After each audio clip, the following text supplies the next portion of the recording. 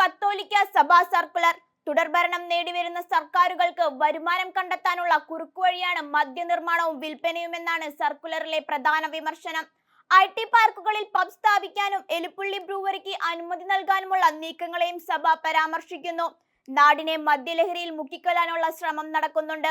പ്രായപൂർത്തിയാകാത്തവരുടെ ഗുണ്ടാ സംഘങ്ങൾ ലഹരിയിൽ ആക്രമണം നടത്തുമ്പോൾ അധികാരികളുടെ കണ്ണ് അടഞ്ഞു തന്നെയാണെന്നും സർക്കുലറിൽ വിമർശിക്കുന്നു. അതുകൂടാതെ മദ്യരാസലഹരി മാഫിയയെ അമർത്തു ചെയ്യാൻ എല്ലാവർക്കും ബാധ്യതയുണ്ടെന്നും പറയുന്നുണ്ട്. ലഹരിക്കെതിരായ സർക്കാർ പദ്ധതികൾ പലതും ഫലം കാണുന്നില്ല. സ്കൂൾ കോളേജ് തലങ്ങളിലും മതബോധന ക്ലാസുകളിലും ലഹരി വിരുദ്ധത പഠിപ്പിക്കണമെന്നും ആവശ്യപ്പെടുന്നു.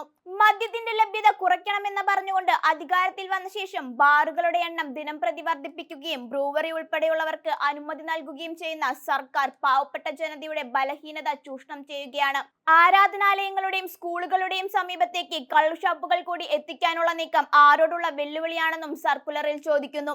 സർക്കാരിന്റെ ലഹരി വിരുദ്ധ പദ്ധതികൾ ഫലം കാണുന്നില്ലെന്നും കത്തോലിക്ക മെത്രാൻ സമിതിയുടെ സർക്കുലറിൽ പറയുന്നുണ്ട്. ലഹരിക്കെതിരായ ബോധവൽക്കരണ പ്രവർത്തനങ്ങൾ ശക്തമാക്കുന്നതിന്റെ ഭാഗമായി കേരള കത്തോലിക്ക സഭ മദ്യവിരുദ്ധ ഞായർ ആചരിക്കുന്നുണ്ട്. ലഹരിയെ ഫലപ്രദമായി നേരിടുന്നതിനും തരണം ചെയ്യാനുമുള്ള മാർഗങ്ങൾ കണ്ടെത്തുന്നതിനുമാണ് മദ്യവിരുദ്ധ ദിനം ആചരിക്കുന്നതെന്നാണ് കേരള കത്തോലിക്ക മെത്രാൻ സമിതിയിൽ അറിയിച്ചത്. ലഹരിമുക്ത ഭവനം, ലഹരിമുക്ത സഭ, ലഹരിമുക്ത നാട്, ഇതാണ് സഭ ലക്ഷ്യം വെക്കുന്നത്. നാടിന്റെ നന്മയ്ക്കൊപ്പം നിൽക്കേണ്ട സർക്കാർ മദ്യലോബികളുടെ പാത പിന്തുടരുന്നത് ഭാവി തലമുറയെ ഇല്ലാതാക്കാൻ മാത്രമേ ഉപകരിക്കുന്നുള്ളൂ. കേരളത്തിൽ വർദ്ധിച്ചുവരുന്ന ലഹരി ഉപയോഗത്തിന്റെ അടിസ്ഥാനത്തിൽ KCBC നിർദ്ദേശപ്രകാരം കേരളത്തിലെ പള്ളികളിൽ മദ്യലഹരി വിരുദ്ധ ദിനം ആചരിക്കുന്നുണ്ട്. ലഹരി വിരുദ്ധ ദിനത്തോടനുബന്ധിച്ച് പള്ളികളിൽ സർക്കുലർ വായിക്കും. കൂടാതെ എലിപ്പള്ളിയിൽ ബ്രൂവറി തുടങ്ങുമ്പോൾ കുടിവെള്ളക്ഷാമം രൂക്ഷമാകാനും സാധ്യതയുണ്ട്. നെൽകർഷകർ ഇപ്പോൾ തന്നെ വെള്ളം ലഭിക്കാത്ത പ്രതിസന്ധികൾ നേരിടുന്നു.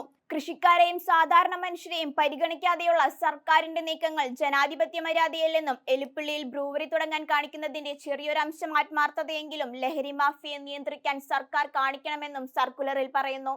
ചെറിയ കുട്ടികൾ പോലും ലഹരി മാഫിയയുടെ ഇരകളായി മാറിക്കൊണ്ടിരിക്കുകയാണ്. കേരളത്തെ ദുരന്ത ഭൂമിയാക്കി മാറ്റുന്ന സർക്കാർ കടുത്ത പാതകമാണ് തലമുറകളോട് ചെയ്യുന്നത്. അതിന് തിരിച്ചടി ഉണ്ടാകും. തെരഞ്ഞെടുപ്പ് വാഗ്ദാനം ലംഘിച്ച് ബ്രൂവറിക്ക് നൽകിയ അനുമതി പിൻവലിക്കാൻ സർക്കാർ തയ്യാറാകണമെന്നും സഭ ആവശ്യപ്പെടുന്നു. നാടിനെ ലഹരിയിൽ മുക്കിക്കൊല്ലാൻ അണിയറയിൽ ശ്രമങ്ങൾ നടക്കുന്നുവെന്നും സർക്കുലറിൽ പരാമർശിക്കുന്നു. രാഷ്ട്രീയ പ്രമുഖരും സാമൂഹ്യ പ്രവർത്തകരുമടക്കം നിരവധി പേരാണ് ഈ വിഷയത്തിൽ പ്രതികരിച്ചത്. എന്നാൽ യാതൊരു മാറ്റവും സർക്കാരിന്റെ ഭാഗത്തുനിന്ന് ഇതുവരെ ഉണ്ടായിട്ടില്ല.